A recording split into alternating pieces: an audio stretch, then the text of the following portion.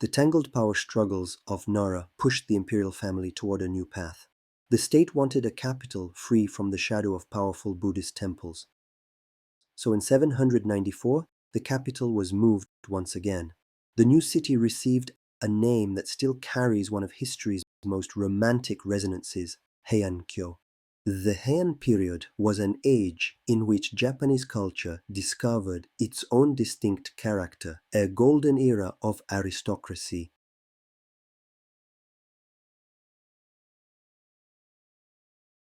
The broad avenues, palace complexes, and gardens of Heian-kyo reflected imperial authority.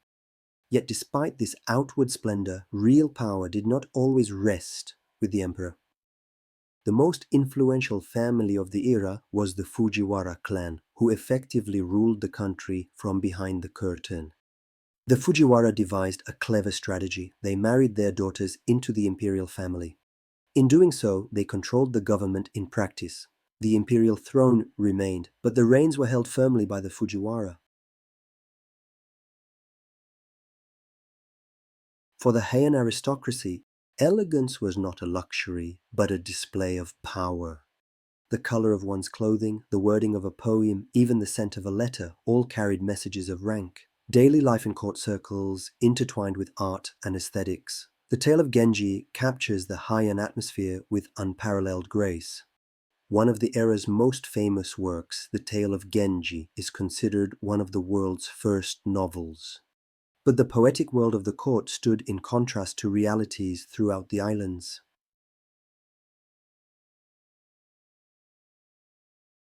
While the imperial court occupied itself with poetry and music, a different power was taking shape in the countryside, the samurai.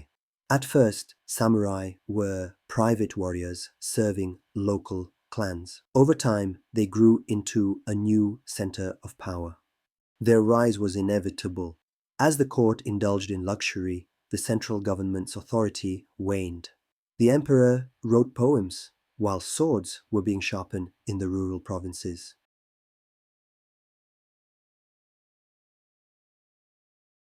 Toward the end of the Heian period, two major warrior clans stepped into the spotlight, the Minamoto and the Taira. These clans gathered both military and political strength. The poetic silence of the capital could no longer hide the approaching storm. History was full of signs that Japan's age of warriors was about to begin. The Heian era was a time of contradictions. By the end of this period, Japan was no longer the same. The power growing in the shadow of art and elegance would reshape the nation's destiny. As the golden glow of Heian slowly faded, the stage was handed over to a new age of warriors.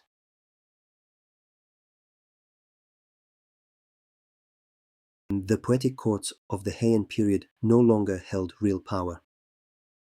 The rise of the Minamoto and Taira clans shook the aristocratic order.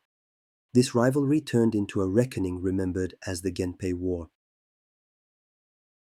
The Genpei War was more than a struggle between two clans. It was a clash between Old Japan and New Japan. The Taira clan was deeply tied to courtly culture. The Minamoto clan represented the warrior spirit of the countryside. Fighting dragged on for years. Villages burned. The Taira clan vanished from history after their defeat. In 1185, at the naval battle of Dan-no-ura, the Minamoto forces claimed a decisive victory.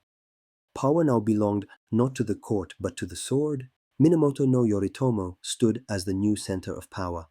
The emperor appointed Yoritomo as Seitai shogun. In 1192, Japan's first shogunate was officially born.